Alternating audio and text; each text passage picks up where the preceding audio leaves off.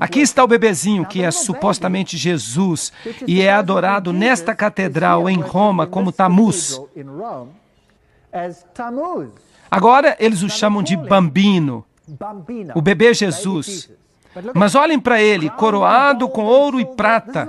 Este é o boneco mais precioso que você pode imaginar. Aqui estão todas as letras que escrevem Bambino. Aqui está, Tammuz. Jesus não veio assim, veio? Meu Jesus nasceu numa manjedoura. Ele não veio vestido em ouro e joias e prata, sendo adorado como um bebezinho dessa maneira. Aqui estão escritas as letras antigas. O catolicismo ensina que você pode ser perdoado antes de cometer pecados. Mesmo hoje em dia. E aqui você tem a Santa Escada. E sobre essa escada, o catolicismo faz alegações surpreendentes. Mesmo hoje em dia. Parece inacreditável. Esta é a escada na qual Jesus ficou em pé quando foi condenado por Pilatos. E ele estava com a coroa de espinhos, e o sangue gotejou, e há gotas de sangue, supostamente nesta escada ainda hoje.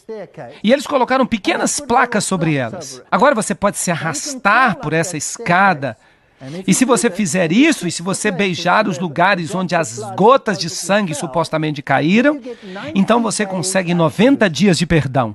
3 meses de graça, antes do pecado. Você pode sair e se divertir. Você tem 3 meses de antecipação. Por falar nisso, de onde veio essa escada? Claro, a escada de Jesus estava em Jerusalém. Como é que ela veio parar aqui? Roma alega, e você pode ler isso ainda hoje, que ela apareceu uma noite transportada por anjos de Jerusalém e chegou até Roma. E ali estava ela em pé, numa manhã, e eles decidiram então construir uma catedral ao redor dela. Você pode acreditar nisso se você quiser. Vamos falar sobre a missa agora. Esta fotografia vem da Igreja de Todas as Nações. E você nota aqui que o altar está sobre uma rocha. Agora, em todas as religiões pagãs, você tem a adoração da rocha, a adoração da rocha santa. E Deus, no Velho Testamento, constantemente nos adverte contra essas rochas santas. O catolicismo está cheio dessas rochas. Os católicos ensinam que o sacrifício da missa é e deveria ser considerado o mesmo que aquele da cruz, no qual a vítima é o mesmo, isto é, Jesus Cristo nosso Senhor. Está no Catecismo do Concílio de Trento, parte 2, capítulo 4. Esta não é qualquer fonte. Assim, Cristo é sacrificado todas as vezes que acontece uma missa. Mas Hebreus diz que eles crucificaram de novo para si o Filho de Deus, Hebreus 6:6. E quantos sacrifícios diz a Bíblia que Jesus fez para todo sempre? Um sacrifício para todo sempre. Então, o sacrifício da missa é, em certo sentido, um símbolo da vitória de Lúcifer sobre Cristo. Ele continua a sacrificá-lo. E o crucifixo onde Cristo fica, o crucifixo é um símbolo da vitória de Lúcifer sobre Jesus Cristo. Agora, no paganismo, a cruz era também adorada como um símbolo do sol, é claro. E Lúcifer transformou-a em um de seus principais símbolos. Agora, Hebreus 10:14 diz, com uma oferta, um sacrifício, ele aperfeiçoou para sempre aqueles a quem ele santificou. Se você olha no Vaticano, isso vem do Museu do Vaticano, você tem um anjo que carrega a tríplice coroa que apoia Cristo sobre a cruz, mantendo-o na cruz. Então, o crucifixo, em certo sentido, é um símbolo da vitória sobre Cristo. E comer o pão é um ritual pagão antigo. A Eucaristia, ou hóstia, tem as letras IHS sobre ela. Isis, Horus e Set. E a hóstia vem da palavra latina para sacrifício. A hóstia redonda, cujo formato redondo é tão importante no mistério romano, é outro símbolo de Baal. Então, o formato redondo é um símbolo do sol. E aí você o tem, mesmo no lado da cruz, que também é um símbolo do Deus Sol. Nossos irmãos protestantes dizem que é por isso que eles não concordam que Maria é concebida sem pecado. Como? Com este texto. Mas dizendo porque o quê? diz que todos pecaram. Sim. E aí aqui também está Maria Santíssima. Ah, bom. Bom, eu respondo assim, com o meu jeito alagoano. Bom, todos pecaram é a regra. A regra criada por Deus. Quem faz a regra, abre também a exceção. Deus é todo-poderoso para criar a regra e Deus é todo-poderoso para criar a exceção. Se você diz que Maria Santíssima foi concebida com pecado, Jesus morou num templo manchado pelo pecado e para ele se aplicaria em pecado minha mãe me concebeu. E aí, vai encarar? Sim, eu vou encarar. Eu já vou te apresentar um texto bíblico que deixa muito claro que Maria não é a exceção, de Romanos 3, versículo 23. Todos pecaram e carecem da glória de Deus. Mas antes é muito importante nós entendermos o porquê Jesus é a exceção.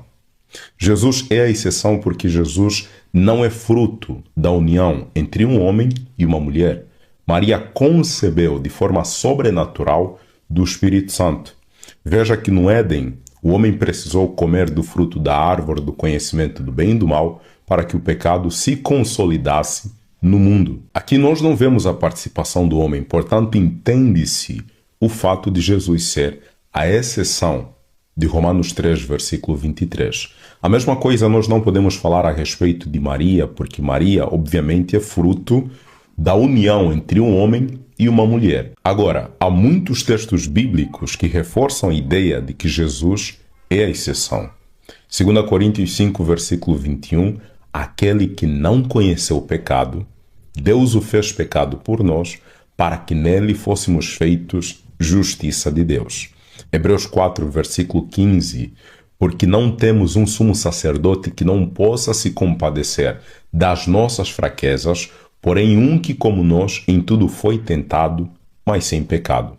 Hebreus 7, versículo 26, porque nos convinha tal sumo sacerdote, santo, inocente, imaculado, separado dos pecadores, feito mais sublime que os seus.